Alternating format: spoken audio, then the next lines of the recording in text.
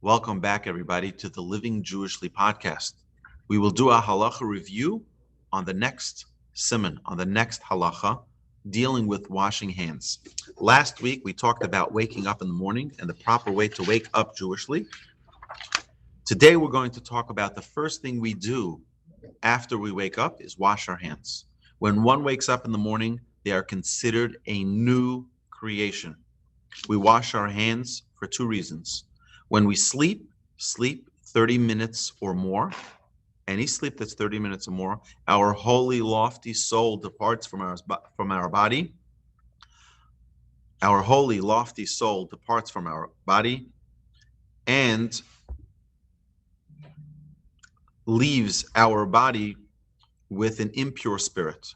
Upon waking, the impurity leaves our body except from our fingers. Our sages tell us in the Talmud that sleep is a 60th of death. We want to take that impurity out of our fingers, off our fingers. The second reason is just like the high priest, we wash our hands from a vessel upon arising before performing the service of Hashem. We get up every day to serve Hashem, to do the will of Hashem. Before we get into that, we wash our hands just like the priests did. The priests in the Holy Temple, before they did their service, they washed their hands. And the hands of man are busy and may have touched an unclean part of the body during sleep. And therefore, our sages tell us a third reason why we wash our hands as well. So what's the proper practical way to wash your hands? Number one, you fill up a vessel, a washing cup with water. Number two, you lift it with the right. We know we do all mitzvahs with our right hand. We lift it with the right hand and we pass it to our left. And then we wash once on the right hand. And the hand means from the wrist to the end of the fingertips. And then once on the left hand. And we do this 3 times in an alternating way. So it'll be right, left, right, left, right, left. And then we recite the blessing of Al Netilat Yadayim with no interruption of talking. Now, we remember last week we mentioned that you can't recite Hashem's name till you wash your hands. Here you go. Now that you washed your hands, you can recite the blessing and say Hashem's name. What is that blessing? Baruch atah Adonai Eloheinu melech haolam asher kiddushanu b'mitzvotav v'tzivanu al netilat yadayim. Blessed are you, Hashem, our God, King of the universe, who has sanctified us with his commandments and has commanded us regarding washing the hands. That's the blessing.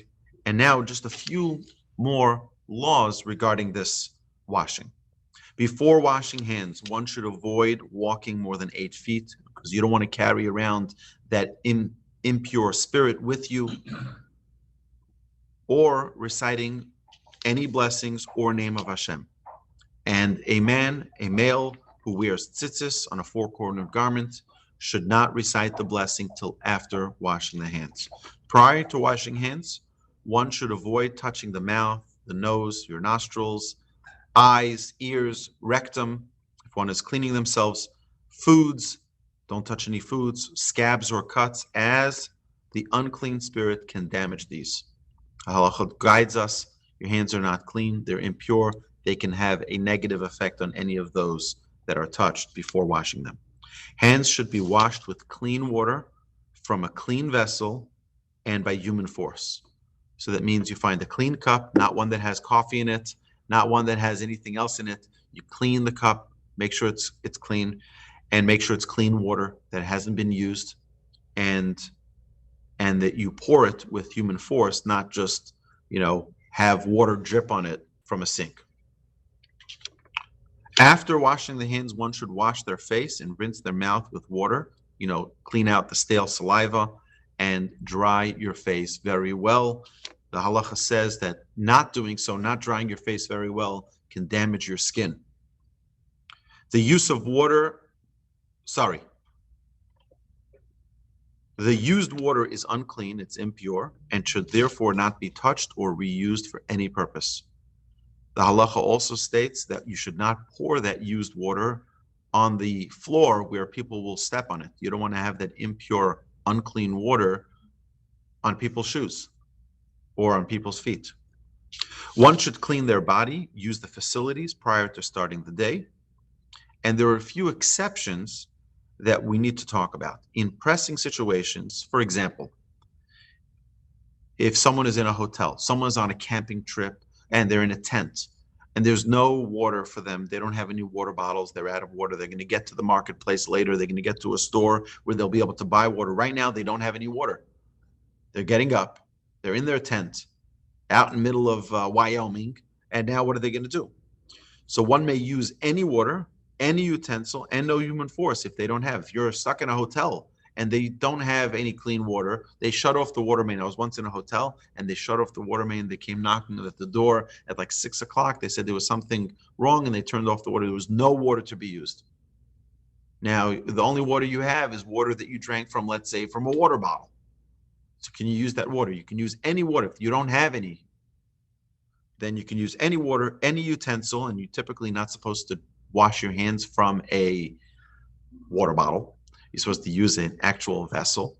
Okay, but you don't have any other choice. You can do that. If no water is available, one may use a towel or cleaning cloth. Later, when water becomes available, one should rewash without the blessing of Al Netilas Yadayim. If no proper vessel is available, one may use any utensil and even dip hands into a flowing river or a pond, a brook, and even into snow 3 times. Again, these are exceptions where you don't have actual water, in a vessel.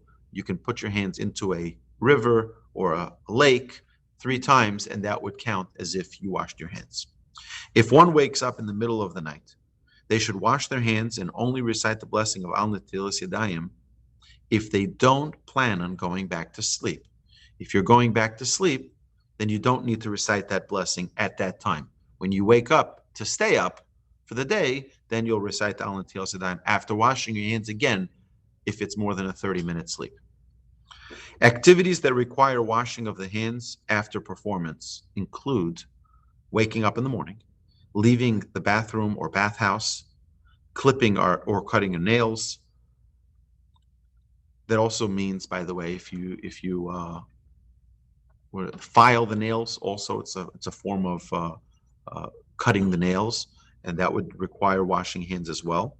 Haircut, someone gets a haircut, someone shaves, touching shoes, marital relations, scratching one's head or hair, delousing garments, touching skin on a usually covered part of the body, bloodletting, donating blood, you have to wash your hands after that, and leaving a cemetery and or a funeral.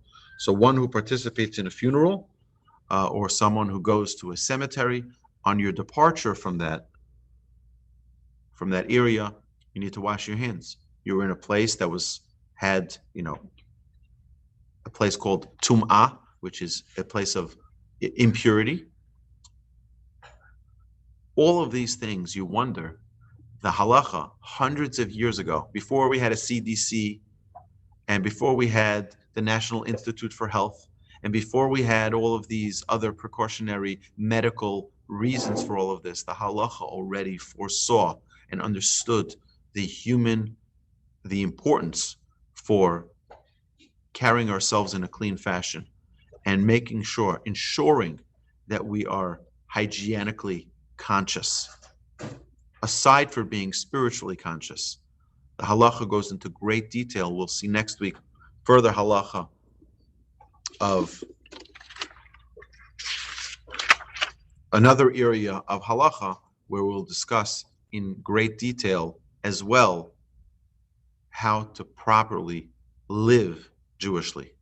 So my dear friends, thank you for joining us. We hope you enjoy this podcast, and please join us again next week. Question.